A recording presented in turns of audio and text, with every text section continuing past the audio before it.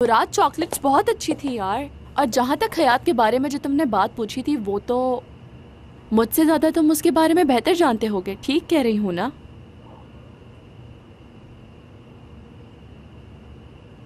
वैसे एक बात है, तुम हयात के लिए इतने फिक्रमंद क्यों रहते हो?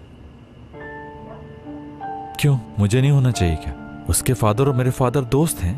फैमिली ताल्लुकात की वजह से परेशानी तो होती है ना। हाँ हाँ, एम्प्लॉय कोई भी हो, मैं अपनी जिम्मेदारियों से नहीं भागता, तुम जानती हो। हाँ हाँ और आज जो उसने बात की, मुझे ऐसा लगा शायद उसकी जिंदगी में कोई आ गया है। हाँ। वाओ, नो वे! तुम्हारा मतलब हयात की जिंदगी में कोई आ गया है? वाओ! क्या उसने तुम्हें इस बारे में कुछ नहीं बताया? नहीं यार।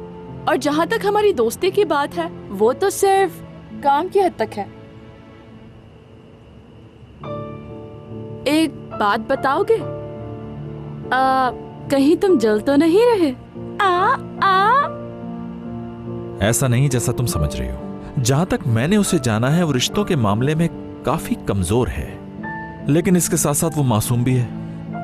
और मैं सिर्फ ये चाहता हूं कि वो खुश रहे, और कुछ नहीं। देखो मुराद, मुझे भी बहुत परेशानी हो रही है। अब माहौल भी अब कैसा है। हमारी नन्ही चुड़िया बहुत खूबसूरत है और बहुत प्यारी प्यारी बातें करती है। मैं उस पर नजर रखूंगी। अब तुम परेशान मत हो। अगर कहीं फंसेगी तो हम बचा लेंगे। और मैं ये नहीं चाहूंगी कि कोई बुरा इंसान उसे उड़ा के ले जाए।